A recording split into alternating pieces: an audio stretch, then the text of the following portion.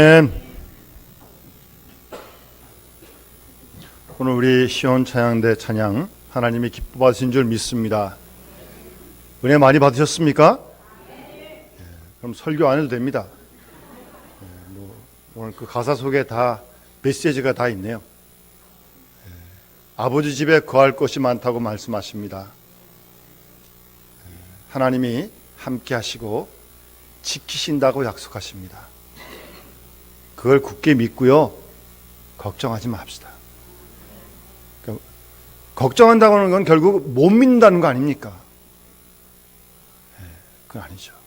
믿음을 더 굳게 하시고, 그래서 요한복음 14장 말씀 본문을 가사로 한 것 같아요. 마음에 근심하지 말고 걱정하지 말라고요. 주님 말씀하시잖아요. 하나님을 믿으니 나를 믿으라고. 내 아버지 집에 거할 곳이 많다. 그런 믿음을 가지고 오늘도 내일도 우리 남은 인생도 살아갈 수 있기를 간절히 축원합니다. 여러분, 충격적인 사실이지만 우리나라의 40대 남성들의 사망률이 세계 1위입니다. 여기 40대 남자분들 가운데 살아계신 건 기적입니다. 세계에서 세계 1위인데 살아계시니까 기적이죠. 그만큼 40대 남자들의 사망률이 높다는 겁니다. 제가 전에 있던 교회 집사님 가정의 아드님이 모범 택시 운전을 하셨습니다. 아침에 새벽 일찍 나가시고 늦게까지 일하다가 이제 들어오시는데, 여러분, 그 운전이라고 하는 건 손님만 태우면 일단 가면 요금이 나오잖아요. 그러니까 사람 마음이 좀 피곤하지만 내가 한 번 더 손님 태우면 담은 뭐 몇천 원이 될지 하여튼 뭐 만 원이 될지 수입이 생기잖아요. 그런 식으로 조금씩 같은 일을 더 했죠. 나름대로 열심히 한 거죠. 근데 어느 날 아침에 일어나셔야 되는데 가서 깨워보니까 못 일어나는 겁니다. 그 집사님의 아드님이 자다가 하여튼 뭐 원인도 모르고 그냥 그대로 세상을 떠났습니다. 뭐 과로겠죠. 뭐 건강하셨는데 뭐 그런 식으로 세상을 떠나는 경우들이 종종 있다는 사실입니다. 굶어 죽는 게 아닙니다. 직업이 없어 죽는 것도 아닙니다. 여러분, 국제기회대책기구의 보고에 의하면 세계적으로 먹을 것이 없이 굶어 죽는 사람이 1년에요 1300만 명이 1년에 죽습니다. 하루로 계산하면 3만 5천 명이 죽고요. 시간을 더 나누어서 1분에 24명씩 죽어가고 있습니다. 아프리카 같은 데서 지금도. 그런데 이렇게 먹지 못해서 죽는 사람은 살릴 수 있습니다. 우리가 있는 거 나눠주면 되는 거 아닙니까? 먹을 거 좀 나눠 먹으면 되는 거 아닙니까? 그런데 우리나라의 40대 남성들의 높은 이 사망률은 뭐 어떻게 나눠줘서 뭐 어떻게 해결될 문제가 아닙니다. 못 먹은 게 아니잖아요. 더 열심히 일하려는 거 아닙니까? 그런데 그런 경우를 당하는 경우다. 우리는 지금 아주 무서운 무한 경쟁 시대를 살고 있습니다. 그래서 다 피곤합니다. 어른들만 피곤한 게 아니고 직장인만 피곤한 게 아니고 애들도 피곤합니다. 다 피곤해요. 여러분, 예배 마치고 나가실 때 제가 저 뒤에서 이제 인사하고 악수를 하지 않습니까? 어떤 분들 보면 얼굴이 참 많이 안 됐어요. 많이 힘드신 것 같아요. 손을 잡아보면 손이 아주 찹니다. 젊은 사람입니다.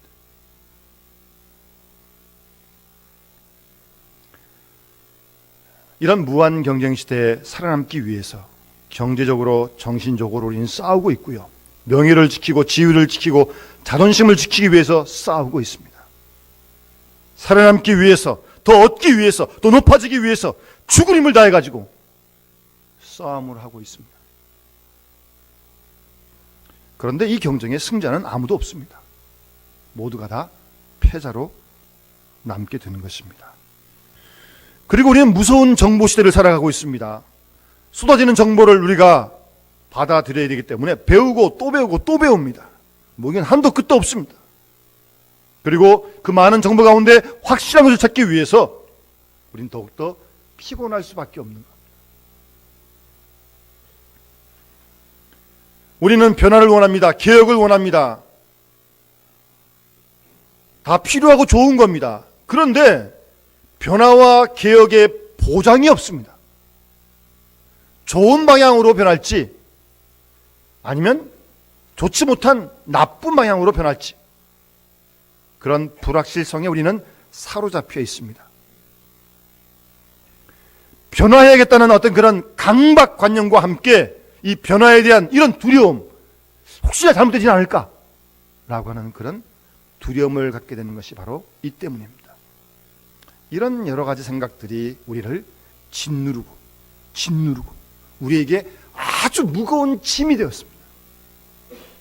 그래서 몸도 피곤하고 정신도 피곤하고 영도 지쳐 있는 겁니다.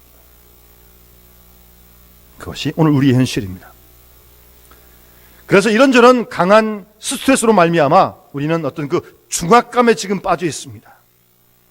이런 것들이 생각을 뛰어넘는 어떤 우리의 무의식 차원에서까지 발전하기 때문에 그런 것들이 심해지게 되면 성격 장애가 생깁니다. 성격 장애요. 흔히 말하는 우울증, 자폐증, 그런 증세들이 생긴다는 것. 물론 정도의 차이가 있겠지만요. 제가 아는 어떤 집사님 가정의 아이가 대학을 졸업하고 직장 생활을 잘했습니다. 지금 30이 간 넘은 여자아이 자매인데 언제부턴가 직장을 딱 그만두더니 방에서 안 나옵니다. 사람도 안 만납니다. 가족이 모일 때도 안 모입니다. 그냥 겨우 그냥 먹을 거 갖다 주면 방 안에서 그거 먹고 끝입니다. 그러기를 벌써 몇 년째 그러고 있어요. 30대 초반인 젊은 자매가 말이에요. 뭐 때문에 상처를 받았는지 잘 모르겠어요. 물어볼 수도 없고, 만나야 물어보죠. 뭐 만나질 않으니.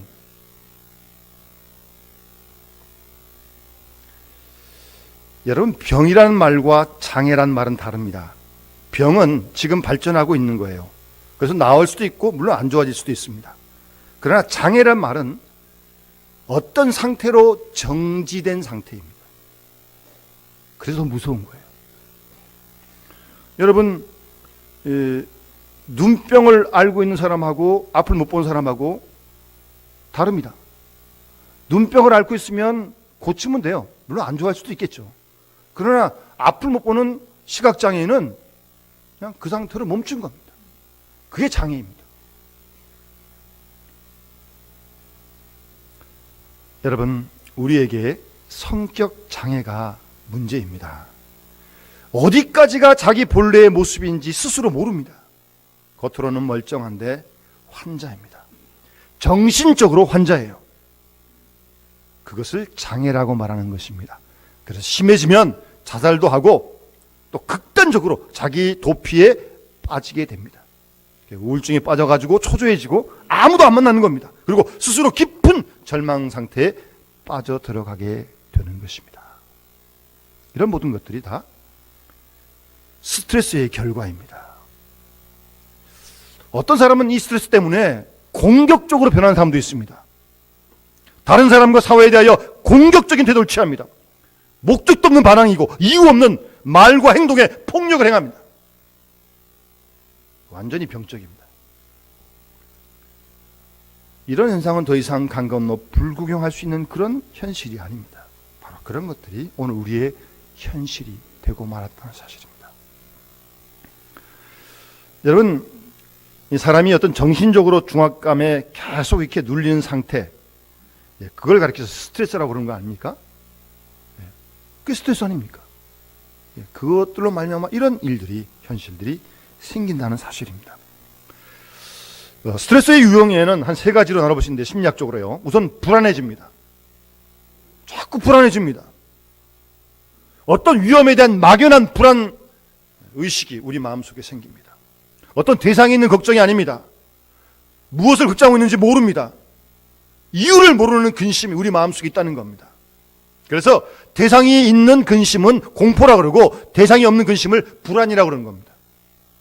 이유 없는 불안이 자꾸 마음속에서 스트레스의 한 현상입니다. 그런 때는 좌절입니다. 어떤 결과에 대한 불만과 동기에 대한 두려움이 있습니다. 그래서 이런 경우 모든 것을 다 부정적인 방향으로만 그렇게 생각을 합니다. 그것도 하나의 스트레스의 현상입니다. 모든 사물은 언제나 이렇게 볼 수도 있고 저렇게 볼 수도 있는데, 양면이 있는데 언제나 나쁜 면으로, 부정적으로, 안 좋은 쪽으로만 보는 겁니다. 좌절입니다. 좌절. 여러분, 왜 우리 중국 고사에 기우라는 말이 나오지 않습니까? 중국 기나라에 있던 일을 하나의 고사로 만든 건데, 어떤 사람이 나무 밑에서 앉아가지고 큰 걱정을 하고 있더라는 겁니다. 그래서 지나가는 사람이 자네 왜 그렇게 걱정을 하고 있나? 물었더니 하늘을 쳐다보면서 하늘이 무너질까 봐 걱정하고 있다는 겁니다. 하늘 안 무너집니다. 과거에도 안 무너지고 지금도 안 무너지고 앞으로도 안 무너질 겁니다. 근데 그거 하늘이 무너질까 봐 그걸 걱정하고 있는 거예요. 거기서 이제 기우라는 말이 나왔어요. 기우. 원래는 기인우천이라는 말인데 줄여가지고 기우라는 그런 말이 나왔습니다. 요즘도 보면 이런 사람 많습니다. 얼마든지 좋게 긍정적으로 생각할 수 있는데 꼭 실패할 생각으로, 안 될 방향으로만 자꾸 생각을 합니다. 그러니까 좌절되죠. 자기도 괴롭히고 모처럼 남이 누리는 행복도 빼앗는 겁니다.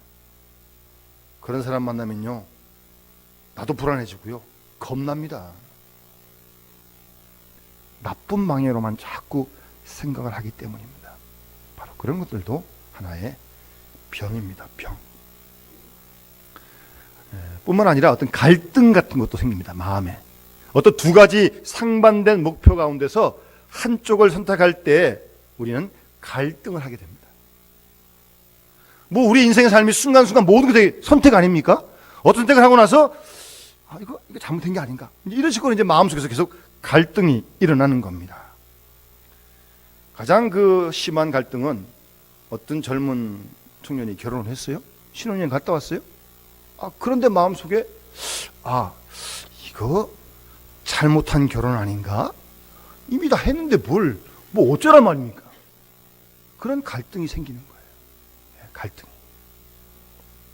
그런 사실 그대로를 현실적으로 받아들일 수 있어야 합니다.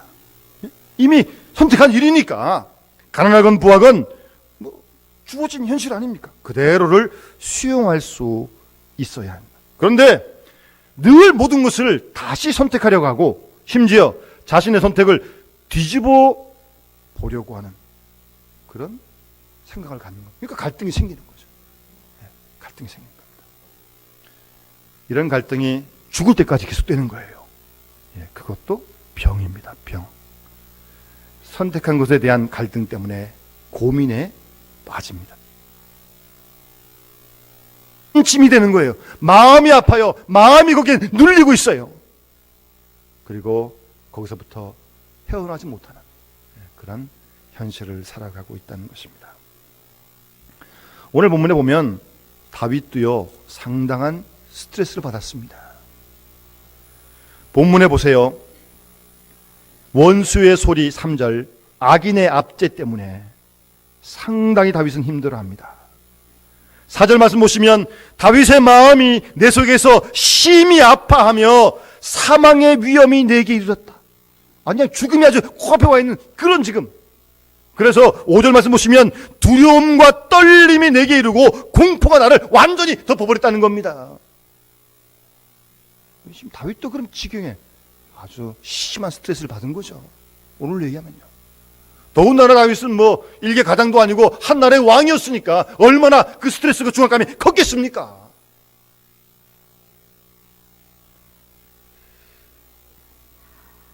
그런 무거운 짐을 지고 있는 다윗, 그뿐이 아닙니다. 다윗에게는 우리가 잘 아는 대로 그 마음속에서 떠나지 않는 죄책감이 있었습니다. 밧세바를 보냈잖아요. 그에 대한 죄책감이 늘 마음속에서 떠나지 않았고요. 하나님께서 그 죄를 지은 다윗에게 선지자 나단을 보내서 칼이 내 집에서 영영이 떠나지 아니라고 하는 그런 심판의 말씀하셨거든요.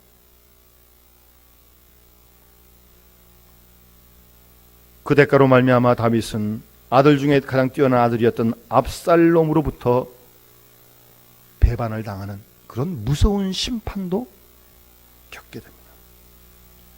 더 나아가 이 압살롬은 아버지의 후궁들을 대낮에 공개적으로 욕을 보였습니다. 그리고 아버지를 추방했습니다. 다윗은 가까이 있는 남은 신하들을 모아가지고 한번 압살롬을 해볼 수 있지만 이런 어려움이 다 하나님이 나에게 준 징계라고 받아들이면서 압살롬에게 대항하지 않습니다. 다윗이 머리를 가리우고 맨발로 울면서 도망을 갔다고 사무엘하 15장 5절에 말씀하고 있습니다. 이스라엘 왕 다윗이 말입니다. 머리를 늘어뜨리고 울면서 왕이 맨발로 피난을 가야 하는 그런 상황 한번 생각해 보십시오. 광야를 헤매면서 엄청난 고생을 다윗은 하게 됩니다. 나아가 다윗은 주위 사람들에게부터 배반을 당하는 사람이었습니다. 이거 참 큰 주교 아닙니까? 이 사람 꼭 믿었는데 믿었던 그 사람이 배반을 해요. 이거 참, 그러다 보면 세상에 믿을 사람 아무도 없다 그런 거 아닙니까? 다윗도 그런 경험도 있었습니다. 충신 중에 충신이었던 아히도벨이 압살롬에게 붙어서 다윗을 죽이려고 했습니다. 그런 배신당하는 아픔도 다윗은 겪었습니다. 그래서 오늘 20절 말씀 보시면 자기와 화목한 자를 치고 그의 언약을 배반했다라고 20절에 말씀하고 있는 바로 그런 내용이었습니다. 언약을 배반한 그런 부하, 배신당하는 다윗의 마음. 그들의 입은요 21절 보시면 우유 기름보다 더 미끄럽습니다. 아주 듣기 좋은 말은 다 합니다. 그런데 마음은 전쟁이고요. 말은 기름보다 유하지만 실상은 뽑힌 칼이에요. 달콤하게 앞에서 그냥 이렇게 듣기 좋은 말을 싹 하면서 속에서는 그냥 막 칼을 갈고 있는 겁니다. 그런 일을 당하는 그런 사람을 만나는 다윗 생각해 보십시오.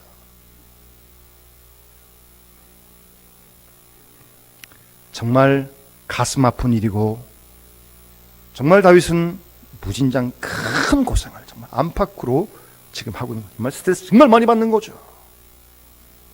그런데요, 본문을 잘 보시면 다윗은 그런 중압감 속에 눌려 있으면서 그런 스트레스를 해결할 수 있는 길을 얻습니다. 그 첫 번째는 뭐냐면 하나님께 기도하는 일이었습니다. 오늘 1절부터 보십시오. 하나님이여 내 기도에 귀를 기울이시고 내가 간구할 때 숨지 마십시오. 오늘 본문의 16절 17절을 보시면 하나님께 나는 부르짖으리니 여호와께서 나를 구원하실 것이다. 저녁과 아침과 정오에 내가 근심하여 탄식할 것인데 하나님이 내 소리를 들으실 것이다. 그렇게 다윗은 노래하면서 그런 중압감에 눌릴 때, 스트레스를 정말 완전히 받을 때 하나님께 먼저 기도했다는 사실을 우리는 잊지 말아야 합니다. 여러분 정도의 차이는 있겠지만 어떤 스트레스를 받을 때가 분명히 있지 않습니까? 그 순간에 말입니다. 그 순간에 기도를 해야 합니다. 이 스트레스가 몰려올 때 이걸 쿵 받아가지고 속에서 상처가 되느냐, 아니면 그 스트레스가 다가올 때 그것을 하나님께 기도함으로 쏟아놓느냐, 요거는 아주 종이 한 장에 아주 순간의 어떤 선택의 차이인데요, 엄청난 차이가 납니다. 그런 중압감이, 스트레스가 몰려올 때 그때 기도를 해야 돼요. 예? 그걸 기도하지 않고 자기가 다 수용하면 온몸이 병이 되는 거 아니겠습니까? 저녁과 아침과 정오에, 이스라엘은 저녁이 하루 시작이거든요. 아침과 점심과 저녁에 내가 근심하여 하나님 제가 탄식하겠습니까? 하나님이여 내 소리를 들어주십시오라고 다윗은 먼저 그런 상황 속에서 기도하는 것을 우리는 발견할 수 있습니다. 하나님 앞에 나아가 그런 스트레스가 되고 중압받는 그런 모든 것들을 다 쏟아놓고 탄식하는 거예요. 그것이 문제 해결의 출발입니다. 여러분 우리가 요즘 건강 많이 생각하는데요, 여러 가지 운동도 해야겠지만 음식도 물론 조심해야겠지만 장수 비결 가운데요, 말을 적게 하고 말을 적게 들을수록 오래 산다는 통계가 있습니다. 여러분, 그 말씀 듣게 하시면 오래 사십니다. 쓸데없는 소리 안 들으시면 오래 사신다니까요. 특별히 운동 안 하셔도. 운동하시면 더 좋고. 그래서 여러분, 죄송합니다. 이 귀를 잘 못 듣는 사람, 그리고 말을 못하는 사람, 그런 분들이 통계적으로 오래 산답니다. 그리고 기독교의 수도원 같은 데 생활하시는 분들, 그런 수도 생활하시는 분들, 뭐 세상 속에 사는 것과 비교도 안 될 만큼 어찌 보면 좀 안 됐잖아요. 그런데 그분들이 오래 산다고 합니다.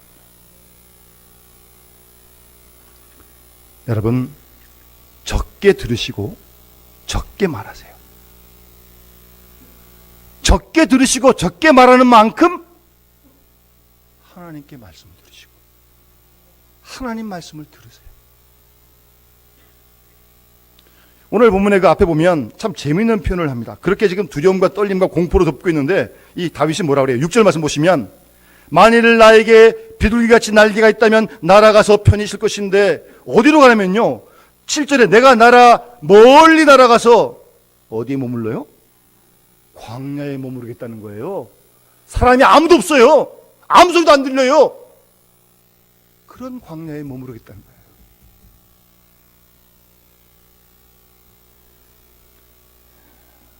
사람에 대하여 침묵하고 대신 하나님께 대하여 마음문을 활짝 여세요. 그리고 쏟아놓으세요. 중압감이 있는 거, 스트레스 받는 거 쏟아놓으세요. 하나님, 누구누구 때문에, 이런 문제 때문에 제 마음이 많이 무겁습니다. 쏟아놓으시라니까요. 기도하세요. 마음을, 탄식을 쏟아놓으세요. 그리고 그렇게 기도하면서 다윗은 자신에게 과거에 하나님께서 베푸신 은혜를 생각합니다. 늘 이렇게 뭐 두려움 공포했는 건 아니잖아요. 다윗도 충분히 하나님의 은혜를 경험할 때가 많이 있었잖아요. 그래서 본문에 18절 말씀 보시면 나를 대적하는 자가 많더니 나를 치는 전쟁에서 하나님이 내 생명을 구원하사 평안하게 하셨도다. 분명히 그런 때가 있지 않습니까? 골리앗도 이기고 말입니다. 그렇게 고백을 합니다. 많은 전쟁과 사건 속에서 건져주시고 많은 죄를 용서해 주시고 그 많은 고통 속에서 구원해 주신 하나님을 다시 발견하게 될 때 비로소 우리를 짓누르는 스트레스로부터 우리가 벗어날 수 있습니다. 그게 이제 잠깐 차이라니까요. 그 과거에 베푸신 하나님의 사랑을 기억하고 하나님 감사합니다, 그런 마음을 먼저 갖느냐, 스트레스의 중압감에 눌려가지고 근심걱정하느냐, 거기에 따라서 달라지는 거예요. 순간순간. 다윗은 기도하면서 과거에 베푸신 하나님의 은혜를 기억하고 하나님께 감사를 드리고, 그래야 스트레스를 안 받는 겁니다. 스트레스 받는 일이 없을 수는 없잖아요. 근데 그걸 받지 말아야죠. 이게 받으면 다 병이 되니까. 아프니까요. 그 한국교회 초기에 미국 선교사가 와서 선교할 때, 지금 한 100년 전이니까 그때는 차도 별로 없었습니다. 근데 이제 선교하라고 미국에서 집차를 하나 보내줬어요. 미국 선교사가 집차를 타고 여러 개 다니면서 이제 선교를 했는데, 한번 시골길 가다 보니까 어떤 할머니가 허리가 굽어 있는데 머리에 이고 지팡이 짚고 뭐 한참 가는 거예요. 안 됐잖아요. 집차를 세워가지고 할머니 타세요. 그랬더니 뭐 미국 사람이 그랬는지 하여튼 싫다고 괜찮다고. 근데 또 선교사가 또 그럴 수 없죠. 타라고 탔어요. 근데 할머니 모시고 이제 갑니다. 한참 가다가 이 선교사가 백미러 뒤를 딱 보니까 할머니가 뒤에 앉아가지고 머리 이은 거 아직도 이고 있는 거예요. 그 선교사가 할머니 그거 내려놓으셔도 돼요. 그때 할머니 말씀이 태워주는 것도 고마운데 이걸 어떻게 내려놓냐고. 보십시오. 바로 우리가 그러고 있어요. 우리가. 여러분, 우리의 생명이 주님 안에 있는 거 아닙니까? 우리의 삶이 주님 손 안에 있는 거 아니에요 지금. 거기에 근심도 함께 있는 거거든요. 그렇다면 내 근심, 내 걱정 이거 하나님께 맡겨야죠. 맡기지 못하고 또 이고 있는 거예요. 또 머리에. 심지어 교회 와서 예배 드린 때도 지금도 걱정 좀. 피곤합니다. 지금 우리 성경에는 22절에 보면 내 짐을 여호와께 맡기라 그랬는데요. 우리 이 개역 성경에, 전해 성경에 보면 말을 또 화끈하게 했어요. 내 짐을 여호와께 맡겨버리라 그랬어요. 맡기만 한 게 아니라 맡겨 버려버리는 거야. 버려야죠. 그걸 외치고 있어요. 하나님께 맡기라는 겁니다. 맡겨 버리라는 거예요. 맡기면 그게 우리에게 독이 되질 않아요. 못 맡기면 온몸으로 당하는 겁니다. 우리한테. 그 생각도 마음도 몸도 아픈 거예요. 제가 이 말씀을 자꾸 묵상을 해봤더니 여호와께 맡겨버리라. 언제 한번 제가 학교 다닐 때 기도 학생반에서 이렇게 무슨 하나 훈련을 하는데 믿음이 뭐냐 이제 이런 얘기 하다가 말로만 얘기해야 이게 분명치 않으니까 우리 시대에는 어떤 목사님이 저를 딱 부르더니 뒤로 돌아서래요. 목사님 뒤에 계시고 저보고 뒤로 넘어지래요. 너 나 믿니? 나 목사님 믿는다고. 내가 너 딱 받아줄 테니까 걱정하지 말고 넘어지래요. 근데 이 뒤에서 안 보이니까 이 말입니다. 목사님이 넘어지다 안 받으면 제 머리 다치면 안 되잖아요. 이렇게 넘어가다가 한 발을 뒤로. 그럼 뭐예요? 뒤에 있는 목사님 못 믿겠다는 거 아닙니까? 여러분, 우리가 아직도 근심걱정을 짊어지고 그것 때문에 힘들어한다고 하는 것은 그걸 내가 다 해보려는 거죠. 내가 할 건 하지만 안 되는 거 안 되는 거잖아요. 안 되는 거 또 앉아가지고 어떻게 한다고 됩니까 그게? 그러니까 안 되니까 또 스트레스 받는 거죠. 그런 일을 맡기는 거예요. 맡겨버리는 거예요. 내 할 일을 내가 하고 하나님께 맡겨버리는 거예요. 근심 걱정하지 않습니다. 맡겼으니까. 요 차이가 말은 쉬운데요. 여기 아주 연습을 훈련을 많이 해야 됩니다. 기도해야지 그랬다가도 또 갑자기 갔다가 지금 몇 번이 왔다 갔다 하잖아요. 거기서. 그 순간의 선택이 참 중요한 겁니다. 그래서 빌립보서 4장에 보면 사도 바울이 아무것도 염려하지 말고 모든 일에 기도와 간구로 너희 구할 것을 감사함으로 하나님께 아뢰라. 그리하면 모든 지각에 뛰어난 하나님의 평강이 그리스도의 손에서 너희 마음과 생각을 지키시리라 라고 말씀하고 있습니다.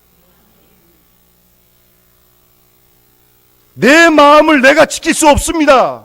못 지키잖아요 우리가요. 그러니 기도와 간구로 염려 근심을 감사함으로 하나님께 기도하고 맡겨버리면 우리 생각을 뛰어넘는 하나님의 평강이 우리의 마음과 생각을 지켜주시겠다는 거예요.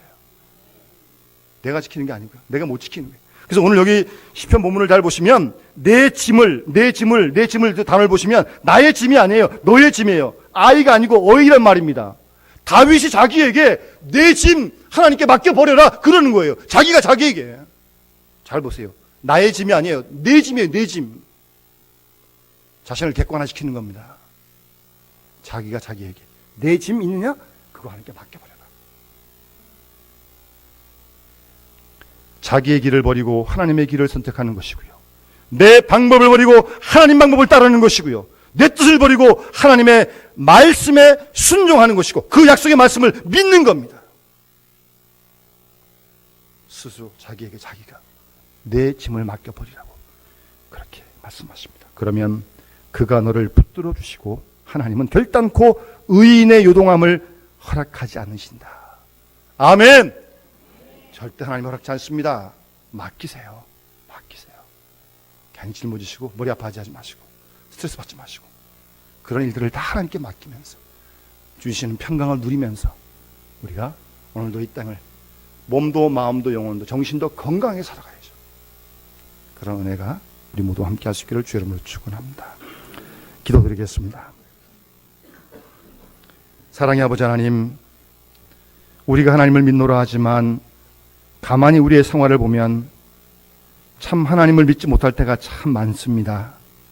그래서 주위에 어려운 일이 있을 때마다 힘들어하고 중압감에 눌리고 스트레스 받고 그래서 몸도 아프고 마음도 아프고 정신도 아프고